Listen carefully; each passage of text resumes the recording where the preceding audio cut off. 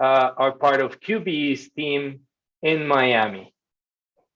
Before we start, let me remind everyone about some housekeeping information. Please don't forget to send your questions or comments through the Q&A function. You will find it, I think, in the bottom of your screen. And please feel free to send questions while we go on, and we will try to make sure to answer them during the presentation or at the end. Maria, Luis, thank you very much for joining us today, and the floor is yours. Thank you, Sebastian, and good morning to everybody. And thanks to Lloyd for this opportunity on this presentation for marine cargo on its losses and mitigating factors. So we'll speak a little bit about our losses and have a couple of cargo losses examples, and then we'll speak about mitigating factors for each one. We'll have a lot of scenarios, so we'll go over a couple and then speak about mitigating factors for each different type of loss scenarios. Okay, so hello everyone. Let's move on to the claim side of this conversation. And as you see on the screen, this is our first claim for today, and it's a theft claim. What is about this claim? Okay, it involves a shipment of mechanical parts that left the seller house on a 2-day voyage. And on the second day of the journey, the driver of the truck was alerted by radio that the tarp of his trailer was broken. He stopped and he confirmed that the tarp was turned and there were missing boxes in the back of the trailer. The adjuster that was appointed to this loss reviewed the rear cameras of the truck and the GPS log, and in doing so, he was able to see that while it was in transit, a pickup car approached the truck and the person got into the rear of the trailer, cutting the tarp. Minutes later, a second person jumped into the trailer, and a moment after, he got off the truck and he started catching or receiving the boxes that were thrown by the person that was already in the trailer. Finally, they get off and the pickup disappeared from the eyes of the camera. And as a result, 23 small and medium boxes were stolen from the truck. The cause of this loss was theft while in transit, which is very particular. So Luis, what do you think on this claim? What can be done on claims like this one? So theft is definitely something that we see in a lot of the regions. Number one thing for mitigating is having armed guard escorts accompanying the vehicles, having cars following, as well as having escorts inside the vehicles, depending on the needs of the client, having container locks on the actual containers, as you can see in pictures, as you can see in the picture, or having the proper locks on the trucks, making it more difficult for people to just open it and steal the cargo. Have GPS security on all the trucks and containers. That way they can be followed through the route and know exactly when it deviates the specific route taken. It could also help with recoveries, because once it's stolen and the GPS isn't turned off, because it's not as easy to turn off, you can know the exact location of where it ended, and the cargo can be quickly recovered by authorities. Some of the points important as well are the route analysis. Knowing the route that's going to be taken, the distance needed, will help avoid unnecessary stops, avoid any after-hour transit in case there needs to be, end up in bonded warehouses. You can end up in bonded warehouses in secure locations, or have multiple drivers. That way, when one is tired, they can go to sleep in the back of the truck while the other one keeps on driving, and avoid stops as well. Other forms of mitigating the risk are not having logos or brands in the truck or the packaging that could say these are iPhones, these are perfumes, these are jewelry, that could help in avoiding calling too much attention.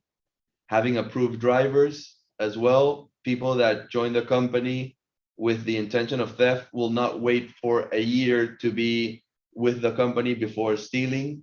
They will probably join the company and steal right away. So you want people that have been approved, have passed background checks, and are people that they've built trust in as drivers that could help with these transits. And then for this specific sample, what could have happened is we could have put empty boxes at the end of the truck. If this is a common occurrence, like it is in some countries or mostly Eastern Europe, you can have empty boxes. That way, when this is happening, the thieves don't have time to think and they just pick up the first boxes closest to them. They could be empty, they could be full of rocks, they could have different types of inexpensive cargo that they would steal before getting to the expensive cargo, which could also be at the very end of the truck or the beginning, how you see it, and that way they wouldn't be able to reach it before getting to it. Other thing is taking into account this truck, it was just a tarp. Mhm. It was easy for them to cut it and get through it. A lock system or even a closed container would have avoided any of these theft during transit. Maria? Thank you, Liz. So now let's talk about wedding claims. And we will be sharing 2 wedding claims with you today. So the pictures that we're looking at belong to a shipment of sunflower seeds from Argentina to Chile that was found with damages, presence of moist and mold. As you can see, the cargo was loaded on a semi-trailer truck covered by a tarp. That's the one that you have on the right side of the screen. For this first wedding claim, the adjuster determined that the cause of loss was wetting due to the heavy rains that the cargo was exposed when waiting for the Chilean border to be opened. And to also illustrate this, it is worth mentioning that it took 8 days for this truck to get to its final destination when it is usually a 4-day journey. Okay, so now on to the next wedding claim. We have a shipment of steel coils that was shipped to the United States, and when at the United States port, the steel coils were transshipped to 4 barges to continue the journey to the final destination. So during the discharge operations at the US port, it was observed that water has entered one of the barges, and then the barge shifted and the operation had to be canceled for safety reasons. So as you see, most of the cargo was contaminated with water and mud, and all the coils showed damages on their packing and stains of rust. Therefore, the insured rejected the cargo. And on this last wetting claim, the cause of the loss was identified as wetting due to the sinking of the barge. So Luis, from these 2 claims that we have shared now, these 2 wetting claims, what can you suggest as a mitigation factor? So again, we're going to repeat a couple as we go through the presentation, but they all apply differently to the type of claim. And first one is have appropriate packaging. Wetting is not going to happen if the packages are airtight. For example, on the part of the grains or other metals, if they can be properly packaged, they will avoid any moisture. Again, also have suitable method of transit. This can mean picking the right truck or the right vessel for the movement, having the hatch covers with tight seals. If it's a grain vessel, for example, that way water cannot get in. Rainwater or seawater, having closed trucks as well, or closed containers. It also helps avoiding any moisture to get in, any water to get in. Having clean holds in these vessels, they clean them and they need to dry them before putting any cargo. This can contaminate the cargo, but if they're still wet or there's moisture, it can cause wetting to the cargo, and it can grow mold. Again, vessel selection, selecting the appropriate vessels, the method of transit, not vessels that are too old, that would not have the proper securities, or for this specific type of cargo. Wetting is, we normally cover wetting, or ideally only as a cause, only when caused by insured peril. That would mean that something in the coverage, in the ICCA coverages, the A clauses, would have to happen, and as a result, they would also have a wetting damage. And again, rust, oxidation, and discoloration is the common exclusion of all of this. Sometimes we might give it as well as only covered when caused by insured peril. So as a result of an accident, it could get rusted, and then it would be covered. So in these claims, we can obviously see that it was not a closed container. It was a truck with a tarp, and that allowed and it wasn't properly packaged. It doesn't matter if it's packaged right or wrong. If it only matters if it's gonna withhold the moisture, or what it's needed for the transit that it's gonna withhold. So for this case, we had a tarp truck and a paper bags that weren't gonna hold moisture. Again, it also took 8 days instead of 4. So there wasn't good planning on the route. They could have known if it was gonna rain. Maybe in those 4-day journey was not gonna rain, but since it took longer than expected, then this happened. So knowing the route would also help. And in this one, barge transit it's not ideal. We've seen many losses having transit with barges. Here, the cargo might have shifted, and it helped the barge get water into it. And due to this, there was rust, oxidation, and discoloration, all done because of the barge sinking. So the cause of loss wasn't rust. The cause of loss was the barge sinking. And due to this, there was wetting to the coils, which caused rust. Luis, one question just Yeah. to clarify if I got it wrong or right. When you say only covered when caused by insured peril, does this mean that this wetting coverage needs to be included as a named peril? Is it commonly excluded or not? It is correct. You're right. Thank you, Sebastian. Okay. It is commonly excluded, and we can include it as caused by a covered peril. But normally, wetting is something that is excluded because wetting is not the cause of the damage.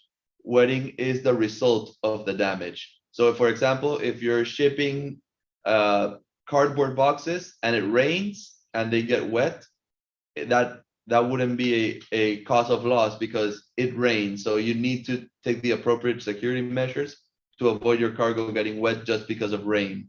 But if your truck overturns and it gets wet because of the rain, then that is covered because there was an accident, there was a cause of loss that is covered as an insured peril.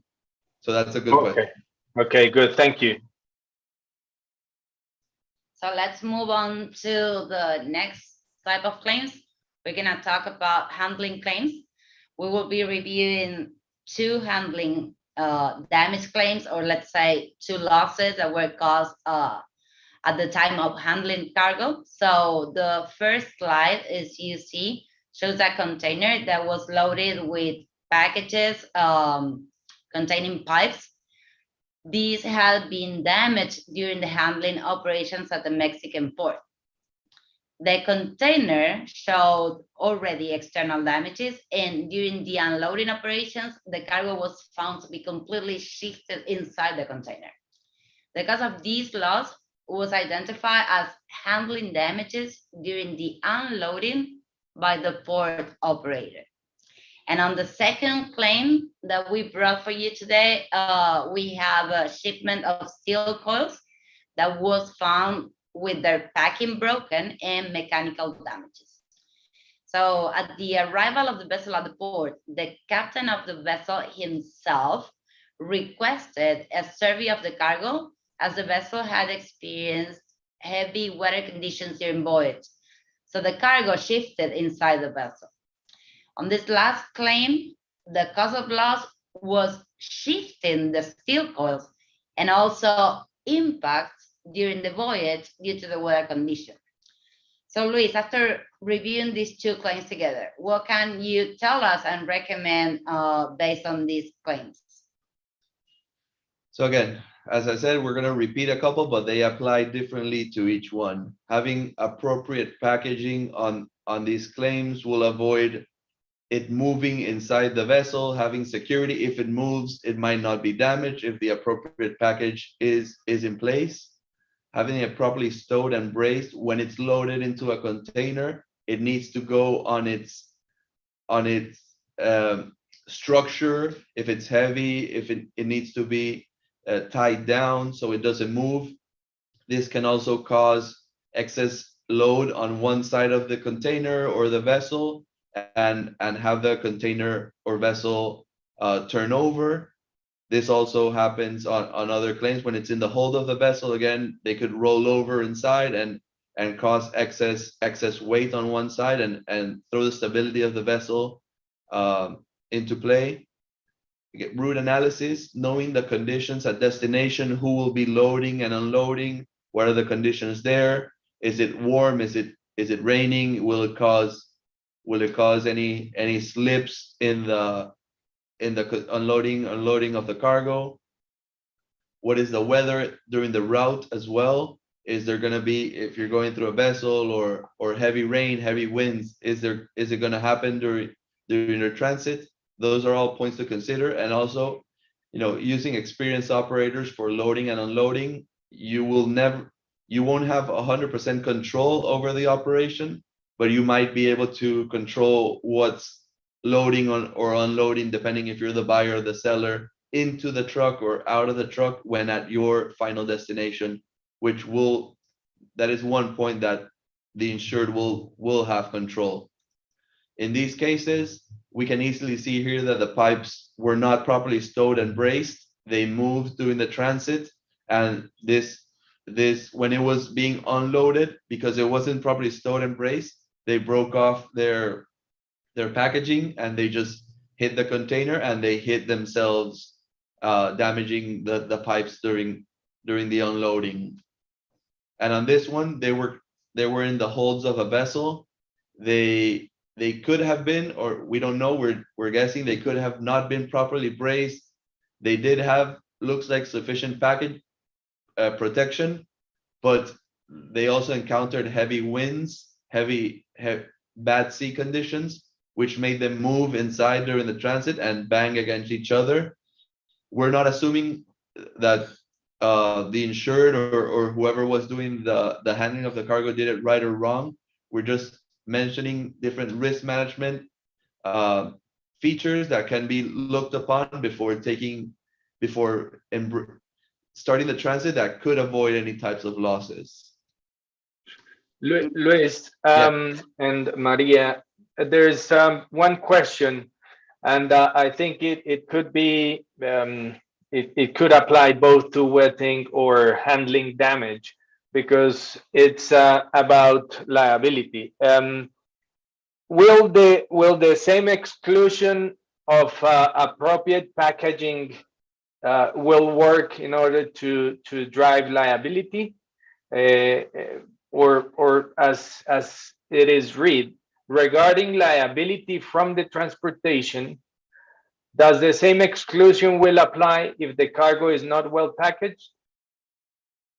So the cargo, it is up to the insured or the buyer or the seller, the seller, to package the cargo properly. It is the seller's responsibility to ensure that the buyer's responsibility to ensure that their cargo is properly packaged. Packaging is not an exclusion. We require that it is properly packaged as part of common conditions, because if you're shipping something, you need it to be in the optimal conditions to be shipped. So that's when loss adjusters come into play and review if if it is if it was properly packed or not. Because if it's not properly packed, then from the very beginning, we know this was just a loss waiting to occur, and we couldn't have done anything differently, and it might not be a covered claim, or we can dispute it. But that's not the idea behind it. What we want to present is that if you take your time and properly pack it from the beginning, knowing all the risks that can happen, you will mitigate and be less exposed to these risks happening. It's not doesn't mean that it's not going to happen, but we will be less exposed. So on your question about the liability of the transit company, they normally are not liable for the packaging because they're not the ones doing the packaging. They could be held liable for other aspects on how they drive, on if they're using the correct trucks, on the stops and everything. But on that specific point of handling, they are giving the packaging, the product already packaged. So they would need to stow it properly in their containers if they're the ones doing the loading and unloading. But the packet, specifically for the packaging, they wouldn't be in charge of that, so they shouldn't have any liability against the packaging. Okay, thank you. Okay, so now let's move on the road accident claims. And let's see our first claim. This is a road accident that involved a transformer. So what happened here is that while they were transporting this transformer, that you're looking on the left side of your screen, the transformer valve that it's on top, it's where the red circle is. It hit the last pin of the access of the tunnel access, and due to this collision, this valve of the transformer was fractured, and humidity and other contaminant particles enter into the transformer tank, contaminating the interior of the tank. So based on the adjuster that was reviewing this claim, Luis, he found that the noise at the entry of the tunnel prevented the driver to hear the stop order that was given to him. And also he mentioned that the changes on the surface of the road modified the height of the tunnel, okay? And now let's see our next road accident claim, which is a road, an overturn accident. It's the overturn of the track. The driver of this truck reported that when he was driving down a hill on a curve, the vehicle brakes were not responding, and even though he made several attempts to stop or reduce the speed of the vehicle, he lost control of it, and he finally fell 20 meters down the cliff. You can see in the pictures that the truck and its cargo were completely damaged. And of course, by next morning, most of the damage also was stolen. So in this case, the loss, the cause of loss was the cargo damage due to a rollover. Now, Luis, now that we have considered the transformer claim and this overturn claim, what can you tell us about road accidents from the underwriter perspective? So again, mitigating factors, you want cargo properly stowed and braced. You don't want it to be falling off the sides, shifting to one side of the container and making the transport vehicle unstable. As well, you want suitable methods of transit. You want, if you're carrying heavy machinery, you want to have the proper vehicles to transport this heavy machinery. If you're carrying any other types of goods, you want it to be in the appropriate vessel or in the appropriate containers, and not having containers with tarps that might fall or anything else. Here, the route analysis is a bit different. You want to make sure that the route, there aren't any dangerous roads, any height clearance, for example, when going through containers or any weight clearance as well. A anecdote that we had was when doing a project cargo in Latin America, there was a road survey that was done by our surveyors. They encountered a bridge that only had capacity for 20 tons of weight, and the generator that was being transported was 40 tons of weight. So they couldn't find a different solution, a different route to take. So they reinforced the bridge to withstand the 40 tons, the 20 extra tons of going through that bridge. That is good risk management done before the loss. If they would have just said, oh, there's a bridge in the middle, we'll go through it, that bridge would have collapsed, not just affecting the cargo, but affecting the community along as well. And as well, having experienced drivers, experienced operators, we can go back to this example and as quickly mentioned, that because of the noise at the entry of the tunnel, they didn't hear the stop order. They could easily have radios or other communication methods that would be able to avoid this. Also here, they didn't comply with the height clearance. The surface of the road changed. It's not a paved road, it's a dirt road. So weather and other conditions might have affected the road. They should have measured this just before going through as well. This was also something in the risk management in the survey department that could have been done just before going into the maneuver. And here, dangerous roads, having experienced drivers, selecting the appropriate mode of transit. The truck might be very old, might be unstable, not, the brakes went out. That means probably they didn't have the proper maintenance, or I know it's difficult in our part of the world to always have these perfect conditions, but these are steps that could be taken ahead of time and avoid stuff like this, because the cause of loss were the brakes. If it didn't overturn, it was gonna cause a collision. Luckily, the driver survived.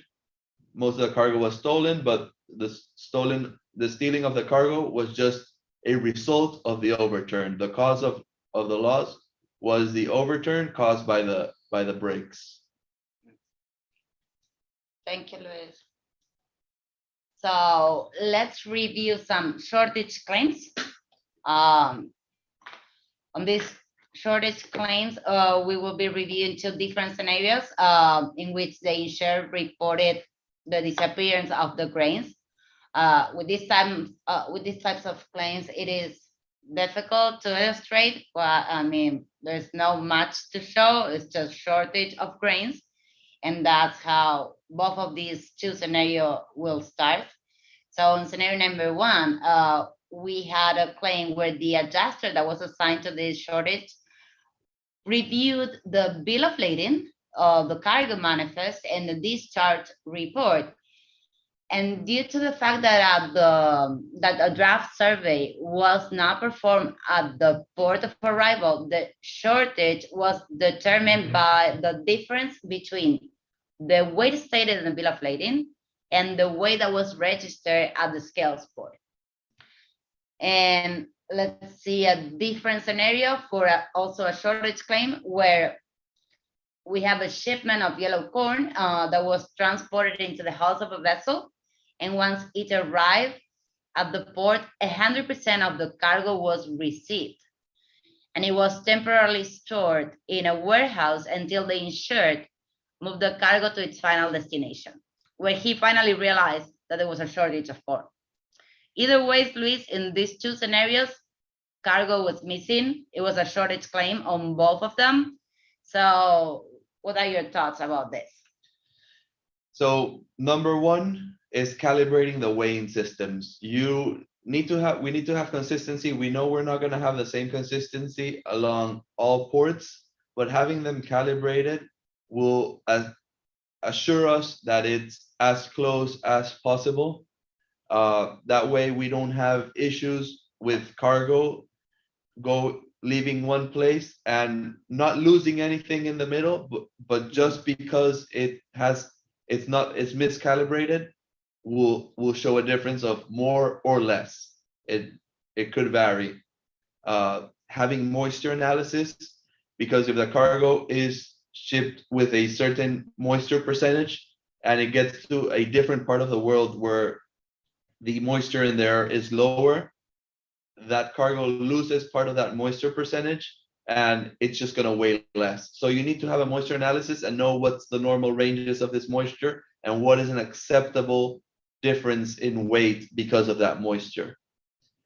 There is general loss of product, or what we call in Latin America merma. It's a common term that just is natural loss of product. When you have these type of cranes that pick up the product, some is taken out by the wind, some is left in the bottom of the vessel, some is left in the bottom on the floor, on the warehouses. A lot of it, not all of it can be picked up. So there are normal percentage amounts depending on the type of grain or general cargo that is being transported. It's usually between 0.5% and 1%, and it's an assumed value that will be lost before it can be claimed. There is different percentages for different types of cargo, but it's an assumed loss that will always be lost when transporting the goods. Also, having accurate bill of ladings and shipping documents, having the draft surveys when it's received. That way, you actually know that what it's being loaded is the correct amount, and when it's being received, it's the correct amount. It's easier to distinguish if there is a real loss and not just that the documentation was erroneous or wasn't made properly or wasn't weighed at a certain point. That way you can actually determine at what point of the transit it was lost. And then there are two exclusions that normally go into this, like mysterious disappearance, not knowing the causes of why it got lost.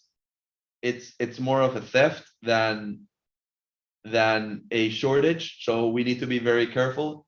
And excluding misappropriation, that's when someone thinks they have ownership of the cargo and they either sell it or dispose it or take over it. And at the end of the day, when the actual owner of the cargo is going to review their cargo, there is some missing or all of it is missing because it was misappropriated by a third party entity. So yeah, in these cases, we really, I'll explain a bit, but having the proper scales in place and having the bill of lading, doing the draft survey, it is very important. And on the example of the warehouse where it arrived 100%, and when it was in a temporary warehouse and then there was a shortage when moved to final destination, that is mostly a mysterious disappearance. That is mostly theft. So that probably could not be considered a shortage, even though the client would see it as a shortage, because when it gets to final destination is when he realizes there's a shortage. Right. So let's move on our last cause of loss for today. And the last two slides will be two claims about temperature variation. And we'll be reviewing two losses. The first one involves a shipment of frozen potatoes that were transported in refrigerated containers that were rejected by the insurer due to quality issues. So the merchandise in this case was inspected by the loss adjuster that was appointed, and he determined that the damages were clearly caused by an interruption of the cold chain. You can see that the product, maybe on the picture number 5, I think, you can see that the product was completely solid and crystallized. So based on the adjuster reports, it was found that during transit, there was an interruption of the cold chain. which solidified the product that was supposed to be transported under what is known as IQF conditions, or individually quick freezing conditions. And the last claim for today, it's also this temperature variation situation that we had with chilled beef that was transported from Paraguay to Chile. So when the reefer arrived to Chile and they opened the doors of the, let's say, reefer, a strong smell was felt. And the adjuster that was assigned to this claim, he randomly opened some of the boxes and he saw that these packages had lost the vacuum, had showed bubbles, and because of the condition of the meat, the entire shipment was rejected by the insured. So once the adjuster finalized reviewing the data logs from this one, Luis, he concluded that the cause of damages was temperature variation. So now that we have seen these two temperature variation claims, what can be helpful when considering moving chilled or frozen cargo in Latam? This is a good example of, having the reefers in good conditions and clean. They are key to any transit of temperature sensitive goods. Mhm. Having the reefers, if they break down during transit, if they're not clean, they might contaminate or damage the refrigeration system. So this is number one key on the transit. Almost all claims, or most of them, will come because the machinery broke on the reefers because it wasn't in good condition, or they weren't plugged in, which I'll explain in a second. And it all comes down to that. Having the appropriate packaging, something that if that happens can help the goods keep at cold for as much time as possible. Maybe the reefer will go down for an hour or two and then pick up again. The packaging can protect the goods before spoiling, because they won't get defrosted, or they won't lose their temperature if they're properly packed. Also, they need to breathe as well. So you need to consider that into account. If you're shipping fruits or stuff, they need to breathe because they release gases.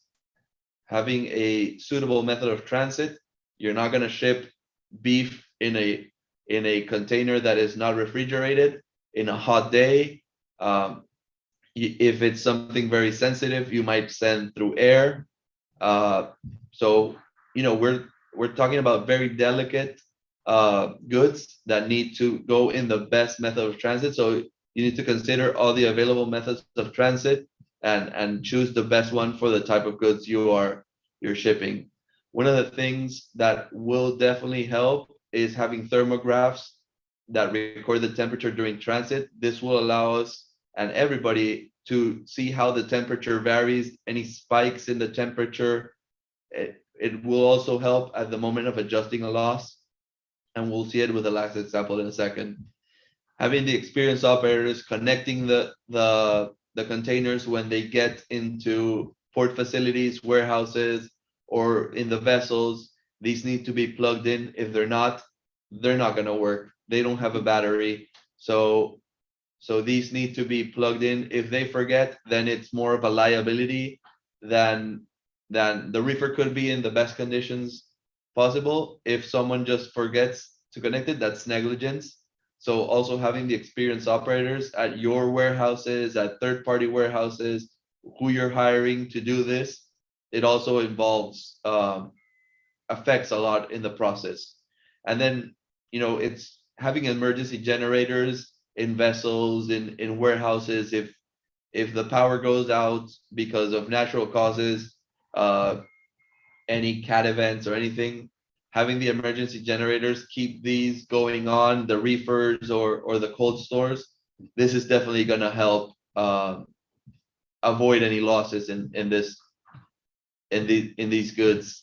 Here we can see easily that there was a spike. It looks like the container, the refrigeration of the container broke down and it got defrosted. It got fixed at a certain point, or it was left outside and it got defrosted. We don't know, we're assuming, but at one point it got left outside, it got defrosted because it could have, the machinery could have broken down, could have not been properly connected until hours later when they remembered. And what happened is when they froze again, after being defrosted, they all stuck together, which wasn't IQF or individually quick freezing conditions. And the client obviously rejected this. And on this one of the chilled beef, we can see there was a thermograph from the very beginning. There was a transit longer than expected and in a truck. So we know beef is very perishable, that it needs it needs to be chilled. And if you're having a transit that takes longer than expected, these things can occur. In this particular example, thanks to having a thermograph, we saw that the temperature when it was loaded, the container wasn't cold before it was loaded. So that affected the cargo from the very beginning. And the container wasn't in good condition. So for the amount of cargo in it and the temperature that the beef needed to be chilled, the container was never able to get to that condition throughout the transit. So it never had the proper temperature, which made the beef spoil during the transit.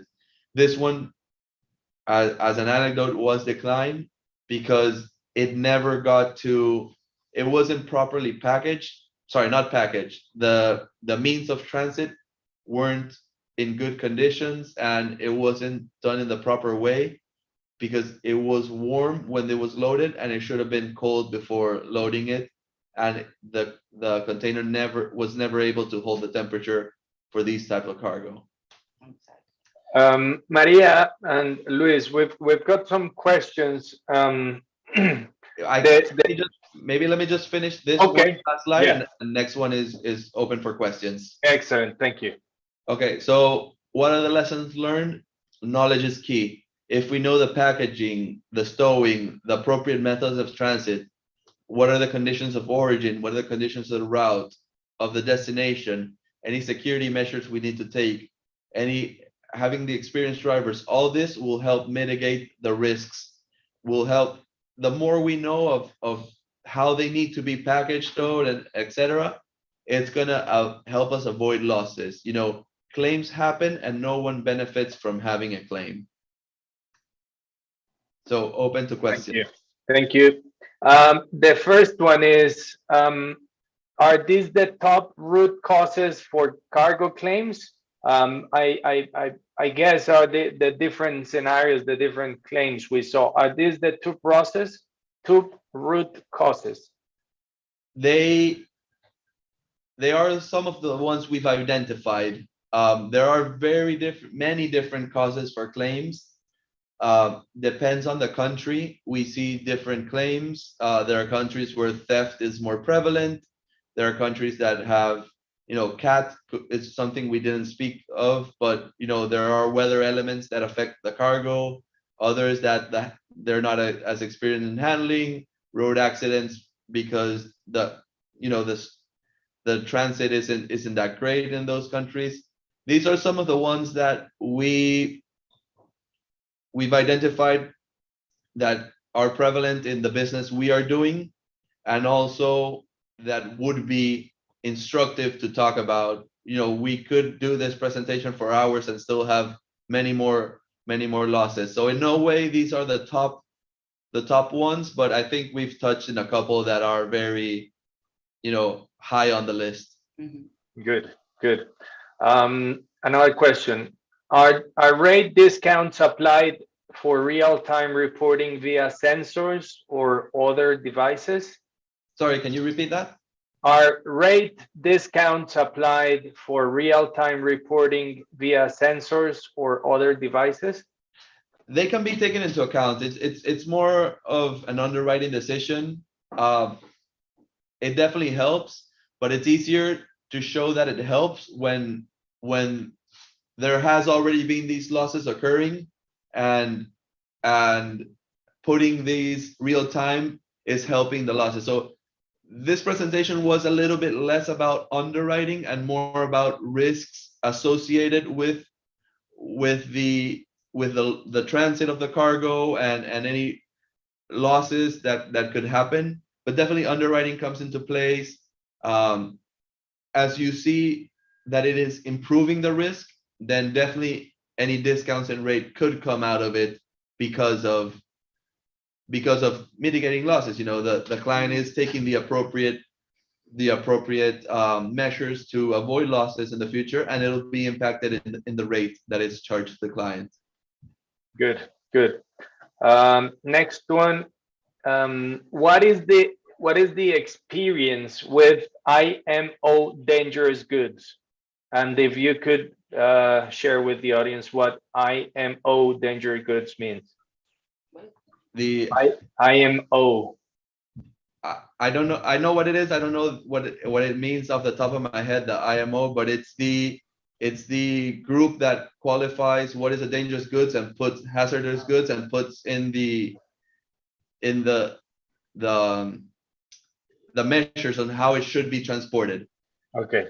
We don't handle that much dangerous goods. Here we have International Maritime Organization. Yeah, so the IMO is the organization who dictates how these dangerous goods should be shipped, handled, and everything. For example, if you're moving any chemical that is very corrosive, they tell you how it should be packed, how it should be stored in a container, how it should be moved, the times it moved.